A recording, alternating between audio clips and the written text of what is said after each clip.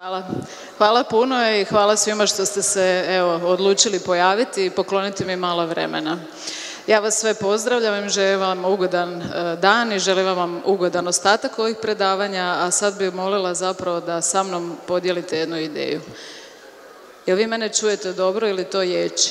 To je sve ok. Vi recite ako vam je nešto nelagodno ili ja prejako pričam. Dakle, moja osnovna teza danas je da u školskom sustavu često potičemo zapravo i ocjenjujemo samo talent. Ono što sam doživjela kroz svoj rad u srednjoj školi, a tamo sam provela 13 godina kao stručni suradnik psiholog, je da jedino u nastavi tjelesne i zdravstvene kulture učenici dobivaju prilike biti ocijenjeni za nešto drugo. Naime, svi znamo da učenici koji dolaze nama u škole su više ili manje talentirani za svaki od nastavnih predmeta, a nastavnih predmeta ima puno, a tjelesna i zdravstvena kultura ipak zahtjeva i određene navike. Kada pričamo zapravo o rastu i odrastanju, danas puno mladih ljudi je zatvoreno u svojim domovima, ne igra se više po parkovima i zapravo se ne kreće.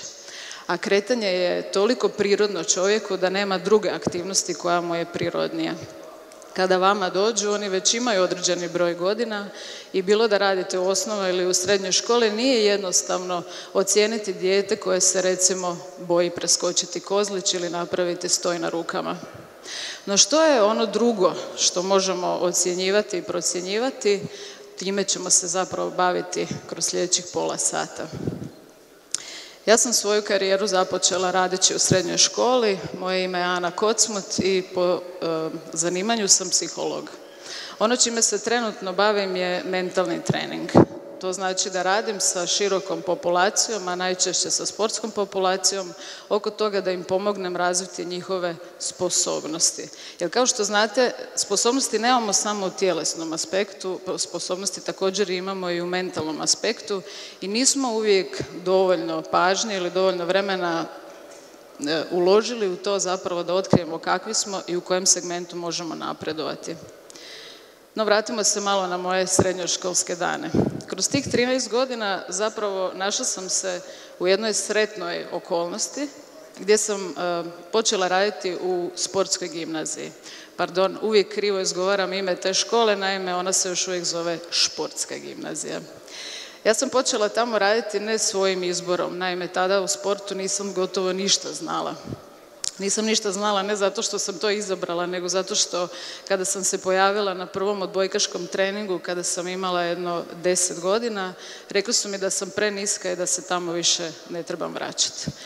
Iste zapravo negativne slike o sportu i ja sam otišla na drugi, na treći, na četvrti, tako sam vam ja trenirala i stolni tenis i atletiku i ples i pjevala sam u zboru. Ja sam išla svugdje otprilike gdje su primali nove članove. I nigdje nisam uspijevala. Znate zašto? Zato što nisam bila talentirana. Iste neke negativne slike i percepcije o sportu gdje uspijevaju samo oni koji su talentirani, ja dolazim raditi u ni više ni manje nego športsku gimnaziju. Gimnaziju koja je prepuna mladih, talentiranih ljudi koji se eto već selekcionirani bave sportom, a neki od njih čak u njemu i uspijevaju. I ne samo to, nego je jedan vizionar, gospodin Slobodan Matković, koji nažalost danas nije ovdje među nama, ali jest njegova supruga, pa će sigurno mu ovo i prenijeti, bio je toliko vizionarski raspoložen da me odmah stavio na klupu odbojkaške ekipe škole.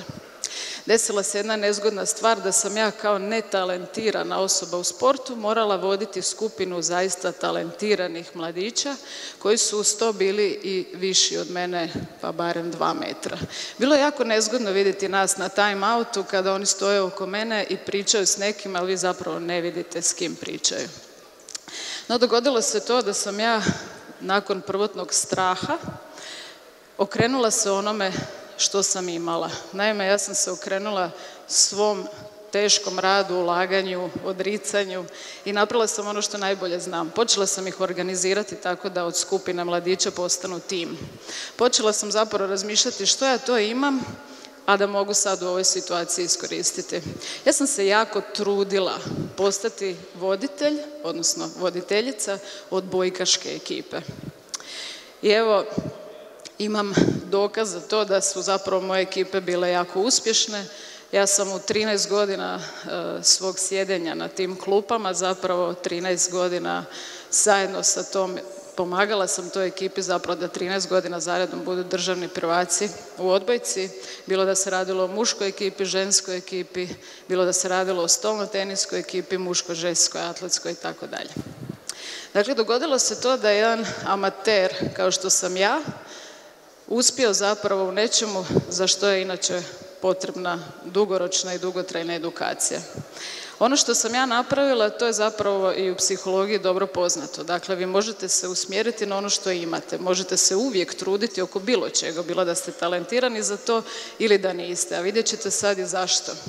U američkom srednjoškolskom i koledžskom sustavu vi imate zapravo puno i veliki broj uspješnih trenera. Jedan od njih je bio Tim Notke koji je rekao jednu stvar koja nas i danas može inspirirati, a to je da težak rad pobjeđuje talent onda kada talent ne radi teško. I sigurno znate to. Ako ste bili talentirani za nešto u vašem životu, nije talent taj koji vas je gurao dalje od možda vaših 14. 15. godine. Nakon toga, kada iz juniora prelazimo u seniore, dolazi neuspjeh. Onaj ko se dobro nosio s neuspjehom, ko se usmjeravao i dalje na trud, a ne samo na svoj talent, je uspijevao prebrojiti krizu, uspijevao je nastaviti dalje.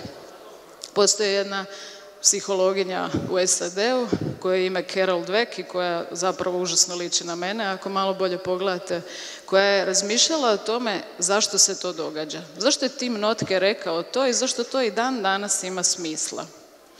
Zato što ljudi sposobnosti gledaju na svoj način. Da, psihologija je rekla što inteligencija jest. Čak je i napravila neke testove koje ju relativno uspješno mjere ako ste recimo bijelac srednje socijalne klase, ali ajmo reći da je inteligencija nešto što možemo nazvati snalaženjem u novonastalim uvjetima. No postoji, osim te nekakve tradicionalne teorije, postoji i implicitna teorija inteligencije, zapravo ih postoji jako puno. Jedna od najpoznatijih možda je ona Stenbergova, kada je on doslovno išao po ulici i pitao ljude, dajte recite mi što je to inteligencija. I ljudi su zapravo rekli 3 stvari. Jedna stvar je da je to praktična sposobnost rješavanja problema, drugo da je to verbalna inteligencija, to je nešto što bi vam se najbolje moglo spojiti sa školskim uspjehom, a treće je socijalna inteligencija. To bi mogli reći ono koliko si street smart, koliko se zapravo dobro snalaziš u društvu drugih ljudi i u nekakvim socijalnim interakcijama. Dakle, vidite da je inteligencija puno više od same definicije na papiru i da svako od nas u ovoj prostoriji ima svoju definiciju inteligencije. Tako će neko kada vidi Karamarka reći da je on baš jedan onako inteligentan i sposoban čovjek, neko će to reći za gospođu u prodavaonici koju vidi često i koja mu jako brzo pomogne da stavi stvari u vrećicu, neko će za svoje dijete od 2 godine reći vidi kako je pametno, uspjelo je samo obrisati nos. Dakle, svako od nas ima neku svoju viziju inteligencije i mi kroz tu viziju zapravo promatramo i učenike s kojima radimo. Oni dolaze kod nas više ili manje sposobni. I sve mi to lijepo vidimo, procijenimo i onda im još damo neke zadatke u kojima su oni više ili manje uspješni. I što se onda događa? Događa se da neko uspijeva u tom fiksnom sistemu, a neko jednostavno uvene. I nije slučajno da postoje ljudi, postoje pojedinci, djeca, neka djeca koja nakon škole tek razviju svoje sposobnosti. Zato što izlaze iz rigidnog sustava gdje je neko procjenjivao njihov talent i dođu zapravo u sredine gdje se mogu usmjeravati na svoj trud. Ja sam vam zgodan primjer svega navedenog, jer ja sam danas sportska psihologinja, jedina sportska psihologinja u državi koja je bila na olimpijskim igrama i čiji je sportaš osvojio srebrnu medalju. Nešto ću vam kasnije reći o tome, ali evo jedna osoba koja je bila preniska za odbojku i koja nikad nije uspjela u sportu kao igračica je došla na olimpijske igre. Imam i opremu, mogu vam dokazati. Dakle, Carol Dweck je rekla da ako procjenjujemo samo talent, mi zapravo ispuštamo veliki dio onoga što možemo procjenjivati u školskom sustavu. Mi potičemo razvoj fiksnog mindseta, umjesto da potičemo razvoj fleksibilnog mindseta. Što je to zapravo? Fiksni način razmišljanja kaže da će osoba izbjegavati izazov, lako odustajati, nedovoljno ulagati trud, ignorirati negativnu povratnu informaciju i tuđi uspjeh će mu predstavljati prijetnju. Fleksibilni način razmišljanja kaže da ćete uživati u izazovima, da ćete ustrajati unatoč preprekama, vjerovati u trud, učiti iz kritika i učiti od uspješnijih ljudi. Reći ću vam točno kako to izgleda. Carol Dweck je provela jedno istraživanje i došla je zapravo do spoznaje da u SAD-u, sad malo ćete jednostavno otvorenog uma slušati ovaj primjer, jer ne dolazi iz naše države, dolazi iz jednog puno uređenijeg sustava, ali možemo puno učiti od njih, od uspješnijih. Dakle, Carol Dweck je ispitala i vidjela je zapravo da u bogatijim sredinama učenici bolje uspijevaju. A nije to čudno, jel da? To je onako i logično. Bogatiji odgajaju uspješniju djecu. No ona se pitala zašto je to tako, jel? Zašto se to događa. I shvatila je zapravo da kada bogato ili bogatije dijete dođe u jednu bogatiju školu, pa kad profesor radi s njim, on zapravo već procjenjuje da je to dijete i uspješnije, implicitno inteligentnije, razumijete? Znači ono je već super. I sigurna sam da ste čuli za ona istraživanja kada jednoj učiteljici kažu da radi s nadarenom djecom, drugoj kaže da ne radi s nadarenom djecom, da ti razredni odjeli različito uspijevaju. Dakle, ljudi stvarno vjeruju u priče koje slušaju. Carol Dweck je napravila jednu izmjenu. Otišla je u jednu osnovnu školu u Bronxu, u New Yorku, dakle dosta siromašna sredina. Uzela je jednu generaciju učenika i dogovorili su se zapravo da profesori neće procjenjivati njihov neuspjeh sa ocjenom F. To vam je u engleskom označava riječ failed, dakle to bi bila naša jedinica, ali u doslovnom prijevodu značilo bi ti si pao.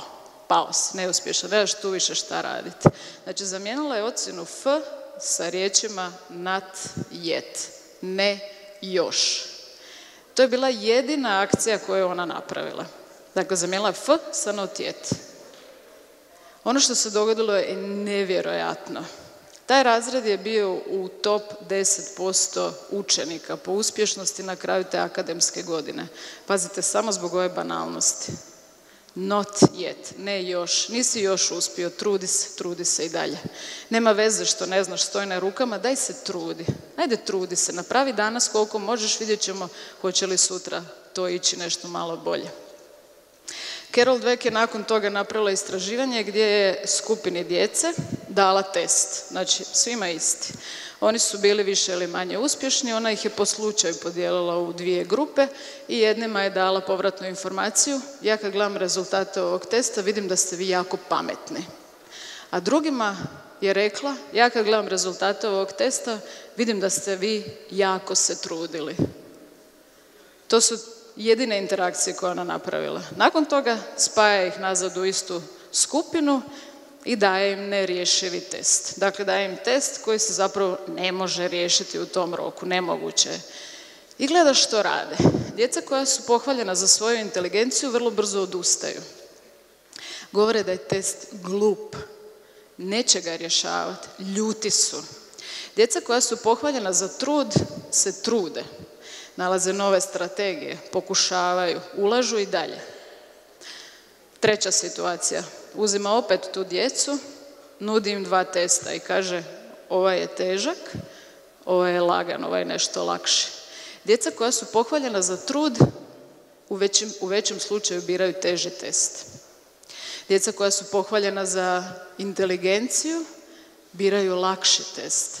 Što mislite zašto? Pa nećeš sad ispast glup kad ti je već neko rekao da si pametan. Idem ja na zihericu, uzet ću ja lakši test. Ok, znači ne biraju izazove.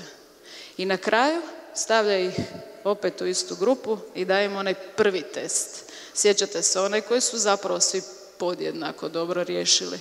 Djeca koja su hvaljena za trud 30% poboljšavaju svoje rezultate, a djeca koja su hvaljena za inteligenciju 30% pogoršavaju rezultate. E sad, ako ne vjerujete meni, vjerovat ćete gospođi Carol Dweck i pogledat ćete na internetu, dakle svi ovi rezultati postoje. Ona je ovo istraživanje replicirala nebrojeni broj puta jer su rezultati bili, što se kaže, too good to be true. Znači, bili su predobri da bi bili istiniti. U svakom ponovljenom istraživanju došlo je do potpuno identičnih rezultata. Postoji jedna knjiga koja se zove Changing the Mindset Game. Dakle, kako promijeniti mindset prvenstveno kod roditelja djece u sportu. Nije loše malo pročitati i tu se dosta dotiču zapravo istraživanja koja je i Carol Dweck napravila.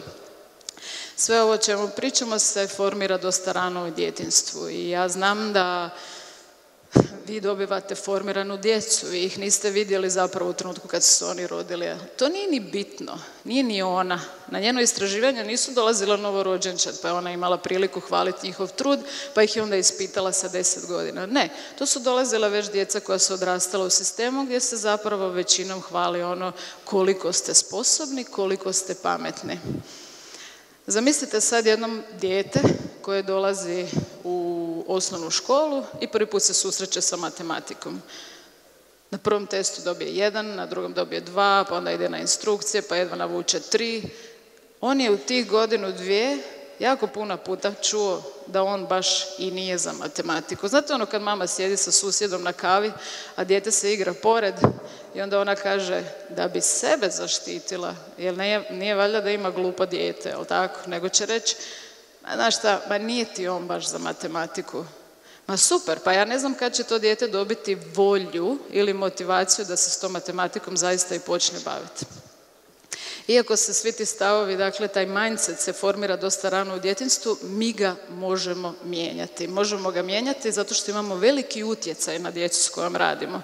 Koliko god da mislite da vas oni ne vide ili ne čuju. Mislim da je jako bitno da znate da ste vi osobe od autoriteta u životima djece s kojima radite. I sad vaš autoritet može biti manji, može biti veći, ali je činjenica da se može mijenjati. Dakle, koliki god da je danas, sutra može biti veći. I ne morate to prihvatiti kao fiksnu kategoriju, nego želim da i vi rastete, želim da i vi ulažete i da se vi trudite oko te djece, ma koliko nesposobni i nezainteresirani oni danas bili. Kada mi naš angažman dignemo, kada se mi više trudimo oko posla u kojem djelujemo, u kojem radimo, onda ćemo to isto dobiti i nazad. Dakle, važno je hvaliti, ali trebamo paziti što hvalimo. Ja ću vam ispričati jedan slučaj iz moje prakse. Nije isti kao razredni odjel, ali ja bih rekla da je čak možda malo izazovniji. Naime, ja sam 2 godine radila sa kadetskom ekipom rukometnog kluba PPD Zagreb. To su vam dečki bili tada u dobi od 16 do 17 godina. Sa trenerom Lukom Panzom pokrenuli smo jedan projekt gdje smo radili na mentalnom razvoju te djece. I dogodilo se sljedeće. U nekom trenutku ja sam naivno predložila, ajmo mi sad mjeriti njihov angažman na treningu. Dakle, neće sada Luka više vikat na njih zašto oni ne znaju dijagonalni stav kad im je to već objasnio 1000 puta i treniraju rukomet već 15 godina, nego ajmo mi vidjeti koliko su se oni trudili oko toga. Koliko su oni zapravo se trudili napraviti cijeli trening, što bi se rekao po PS-u od početka do kraja. Što mislite, kako je ta ideja prihvaćena na početku? I vi se jako trudite sa mnom komunicirati, to mi je drago vidjeti. Znate, kad vi meni ovo napravite, onda vam se to vrati na nastavi sljedeći tjedan. Prihvaćeno je na nož, kao i sve ostalo kad mi ludi psiholozi dođemo i hoćemo nešto implementirati. Prvo, niko nas ne razumije, pričamo nekim apstraktnim jezikom. Drugo, uvodimo neke nenormalne ideje za koje niko do tad nije čuo. Isto tako su ovi dečki malo su počeli ismijavati u činjenicu da oni sad na kraju treninga moraju dati sebi neku ocjenu truda. Koliko sam se trudio u treningu, možeš misliti da je to bitno. Kad kažem malo su se ismijavali, mislim da su me dosta sprdali, da su me htjeli izbušiti, ali na kraju nisu uspjeli. Uglavnom, dogodilo se to da je bilo jako teško uklopiti novu ideju. Kao što će i vama biti teško možda uklopiti ovu ideju koju ja sad pričam.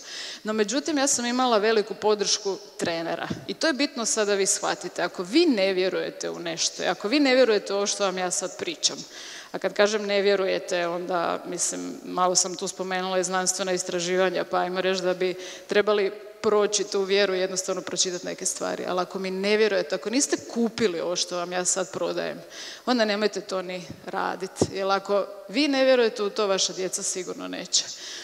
Luka je vjerovao, mi smo to uveli, proveli i dogodilo se to da su ti dečki, koje možemo slobodno zvati mladim lavovima, jer tako su se ponašali, oni su počeli se više truditi na utakmicama. Oni su vam te godine zapravo nastupali za ligu u kojoj su bili jako dominantni i znate i sami što se događa sa djecom u sportu kad su jako dominantni u nekoj dobnoj kategoriji, oni u principu lako pobjeđuju i posljedično smanjuju razinu svog truda, smanjuju angažman u treninzima i počinju ga odrađivati, jer nije im više potrebno toliko puno trenirati jer već su dominantni, razumijete? Ako radimo samo za rezultat, mi stvaramo zapravo ljenčine. Mi stvaramo ljude koji u profesionalnoj dobi dolaze i onda im se ne da napraviti zagrijavanje na početku, ne da im se napraviti stezanje na kraju, razumijete? Ali oni ne razumiju da je to sve dio procesa i kad prestanu ulagati da zapravo umiru. To vrijedi za profesionalce, to vrijedi za vas, to vrijedi i za mene i vrijedit će zapravo do kraja naših karijera. Ono što su oni naučili u te 2 godine, to je da se trebaju truditi bez obzira na rezultata. Pazite, sad pričamo o povoljnom rezultatu. I događalo se to da su oni vodili utakmicu po 20 razlike, 30 razlike i dalje su skakali na glavu. I to je nevjerojatno. Ja mislim da je to jako veliki njihov uspjeh. Možda ste čuli za ovog mladića, ime mu je Damir Martin. Još jedna prekrasna priča kada pričamo o trudu i angažmanu. Da, on je jako uspješan. On je jedan od najvećih i najboljih sportaša u našoj državi. On je osvajač nagrade Franjo Bučar. On je proglašen u strani sportskih novosti za najboljeg sportaša 2016. On je osvojio, on je zapravo, da nije nogometna reprezentacija, on bi bio jedini čovjek koji je osvojio srebrnu medalju zlatnog sjaja. Išli smo na olimpijske igre u Rio de Janeiro 2016. godine i njegov tim koji je činio trener Srećko Šuk, kondicijski trener profesor Kuterovac, moj kolega Igor Čerenšek i ja kao mentalni treneri i Ivan Golubiček kao fizioterapeut. Taj tim, zajedno s Damirom Martinom na čelu, je radio 2 godine na pripremama za njegov nastup na olimpijskim igrama. I ni u jednom trenutku nismo spomenuli medalju. Znate zašto? Zato što Damir Martin nije talentiran za veslanje. Nevjerojatna priča, je li tako? On vam je prenizak. On nema te karakteristike jednostavno. To su vam priče s kojima je Damir odrastao. Samo što je razlika između Damira i nekog drugog što je njega zapravo bolilo dupe za sve to. On je radio koliko je trebalo. Ma ne, onda je radio još malo više. On je radio za te olimpijske igre kao niko do tada. I kad smo išli tamo zapravo, znate ono kako se uvijek šuška u Hrvatskom olimpijskom odboru, ko bi mogao osvojiti medalju, pa se svi nekako malo češkaju, već očekuju i neke nagrade i tako dalje. To nije bio slučaj s njim. Niko o njemu nije pričao da bi on zaista i mogao osvojiti medalju. I mi smo otišli tamo dati sve od sebe, truditi se. Njemu je jedini zadatak bio da nakon svake izveslane trke stane pred nas, pogleda nas u oči i kaže da je imao angažman 10 od 10. Sad, to možda zvuči malo nevjerojatno za jednog sportaša profesionalca, ali evo čak i profesionalci u svojoj starijoj dobi se mogu okrenuti toj ideji. I on je na toj ideji radio 2 godine i došlo je do toga zapravo da je ušao u finale olimpijskih igara, to je već bilo wow, ali mi se nismo opuštali. Ne samo da je ušao u finale, on je prošao kroz cilj zapravo u isto vrijeme kao i čovjek koji je dobio na kraju zlatnu medalju. To mi je jako smiješno izgledalo na stazi jer je nas bilo 4, a Novozelanđana je bilo 150. I mi smo bili glasni. Znači, nas je Damirov uspjeh stvarno razveselio, ali nije nas toliko razveselilo koliko taj ogroman trud koji on u tu ideju o nepredavanju, ne uzimanju u obzir svog talenta u startu, koliko to nije uzimao u obzir. Ne znam koliko vas zna za ovog mladića sljedećeg na slici. On će vam uskoro postati i kolega. Dakle, radi se o našem Kristijanu Vincetiću. To je osoba koja je svega 3 puta do sada bila na paraolimpijskim igrama. On vam je inače i svjetski rekorder u plivanju.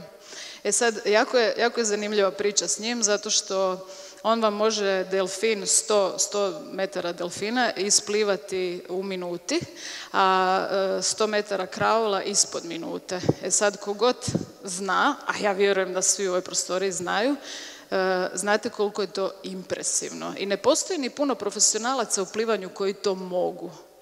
A znate šta je interesantno? Kristijan Vincetić nema jednu nogu. Dakle, on definitivno nije talentiran za ta vremena. I to se ne može.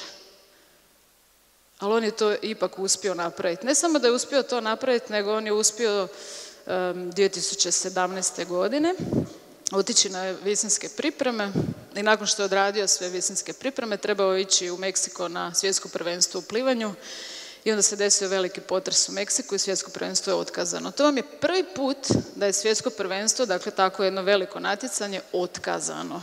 I svi su se ti plivači morali vratiti kući. A znate, u plivanju vam jako se svi usmjeravaju na periodizaciju, na pripremu, jel tako? Znači sve je jako precizno planirano i to ima smisla.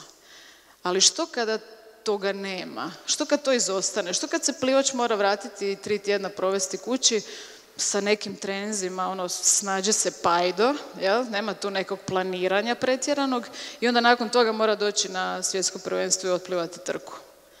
Za šta da se on ulovi? Ovaj dečko se mogu uloviti za svoj trud, za svoj angažman, dati sve od sebe, šta god to bilo u tom trenutku i uspio je osvojio zapravo brončanu medalju te godine. Ali nemojte misliti da je ovo priča o medaljama. Ovo je priča o trudu i dalje. Ja vam samo pokušavam reći da kad se usmjeravate na trud i dalje možete ostvariti uspjeh. Ono što, kako to sve skupa izgleda, kada se usmjeravamo na angažman i kada angažman potičemo i vrednujemo, mi zapravo potičemo motivaciju, jer angažman vam dolazi prije motivacije. Motivacija vam je onaj čudan sklop kojeg mi imamo u sebi, koji je nevidljiv i kojeg ni mi ne znamo prepoznati, osvijestiti, imenovati, a kamoli neko drugi. Mogu samo pretpostaviti jesmo li motivirani ili nismo. Dakle, angažman vodi motivaciji. Motivacija, kad ste motivirani, kad ulažete u nešto, vodi napretku. Jel' tako? Ako ste u nečemu, ako dajete trud u to, sigurno će do nekog napretka doći. Ja još nisam vidjela nijednu osobu da do napretka nije došlo. Nakon napretka imamo uživanje. Zašto? Zato što ljudi vole kada se bave s nečim. Imate osobe koje recimo teško mijenjaju svoj životni stil, koje su pretile, koje puno puše, puno piju i tako dalje. Te osobe obično ne vole vježbati. Znate što im mi kažemo? Ajde, vježbaj danas 4 minute. I uvijek se iznenade zašto 4? Zato što je smiješno. 4, niko ne očekuje da će ti neko reći, vježbaj 4 minute. Vježbaj 4 minute, pa zašto? Zato što smo ti mi tako rekli. To uvijek pali. Oni vježbaju 4 minute i što se nakon toga desi? Hoće vježbati i 5. Zamislite. Nevjerojatna priča. Nakon 5 doći će 10, nakon 10 možda požele i 15, a za mjesec dana nećete ih moći otjerati s teretane. Dakle, ljudi doživljavaju satisfakciju jer u nečemu djeluju, u nečemu sudjeluju.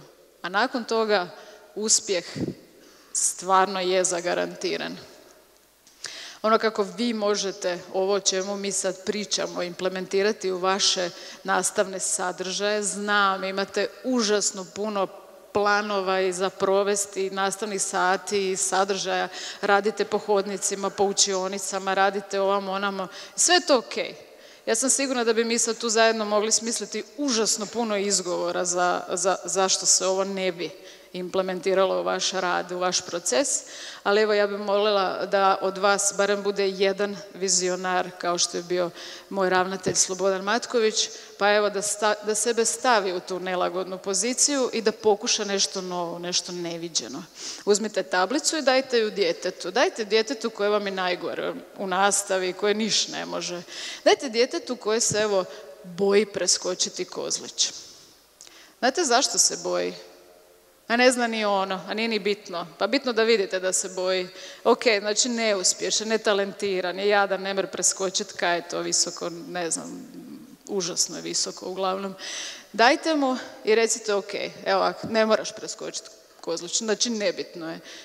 Ja se ispričam ako se to više ne zove Kozlić, ali ja sam malo starija generacija, možda sad ima neki hrvatski naziv, uglavnom nema, još uvijek je, ok, super. Mislila sam da je konj, malo sam se lomila, jel? Ne moraš preskočiti Kozlić, idemo se ovako dogovoriti, ti ćeš se truditi, ići ćeš dokle ide. Evo, tak mi je nebitno, znači uopće ti taj preskok neću ocjenjivati. Stavi si jedan cilj, a to je, evo, da ćeš se danas samo zatrčati, na primjer. Stavi si drugi cilj, da ćeš se pripremiti za to, da ćeš ponijeti opremu, jel tako, da ćeš, evo, pripremiti se, ponijeti bijelu majicu, kako to već ide. I stavi si treći cilj, na primjer da kad dođeš do Kozlića, da ćeš samo staviti ruke na njega i skočiti, ne ideš u preskok. To nam je još too much. I ono što očekujem je da si ocjenjuješ svoj trud. Dakle, u ove kućice dolje gdje piše prvi tjedan pa ispod, jel, cilja prvog, to bi bilo je li se zatrčao taj dan, koliko se trudio oko toga da se fakat pripremi i zatrči do tog Kozlića. Jel razumijete? Nije bitno kako je trčao, lijepo trčao, jel nije, nego samo je li se trudio oko toga. Drugi cilj, ponesi opremu, jesi li se ti potrudio vidjeti je li ta majica prljava, reći mami, mama, peri mi majicu na vrijeme, a ne 5 minuta prije nastave, pa si složio tu opremu, pa si tu opremu actually ponio u školu, pa si je obukao, pa si bio na vrijeme na nastavi. Koliko si se trudio oko toga? Ok, super, ocijeni se i tu. Može biti 1 do 5, može biti 1 do 10, tak svejedno. I za treći cilj ista stvar. Ono što sam dodala ovdje je da ima i profesor pravo unijeti svoju ocjenu truda. I to je ono što je bitno. Znači, rekli smo da je bitno ocjenjivati. Je, stvarno je bitno. Kako ćete drugačije imati ocjene? Mislim, svi znamo da morate imati ocjene, ali na kraju ćete ocijeniti nešto što je dobro za vašu djecu i što na kraju potiče zapravo i vjerojatnost ostvarenja uspjeha. Kada dobijemo prosjek, dobili smo jednu zgodnu motivacijsku priču za naše dijete u kojoj on onda može uspjeti. Jer znate zašto? Zato što je trud uvijek unutar vaše kontrole. Ono što sam vas molila na početku je da budete otvorenog uma i da saslušate nešto što će možda izaći iz vašeg koncepta razumijevanja školskog sustava i rada u njemu. Ono što sam vam pokušala približiti je da trud kada ocjenjujemo i kada stavljamo u prvi plan zapravo može voditi velikom uspjehu. Ali ono što ste mogli čuti još tijekom predavanja je da ovu ideju prvo morate sami prihvatiti i početi živjeti da bi je mogli drugima dijeliti. Jer ako vi ne vjerujete u to, to nećete nikom moći prodati. A ono s čime vas želim ostaviti danas je da nikad nije prekasno početi raditi na sebi, ali nikad nije ni prerano. Hvala vam.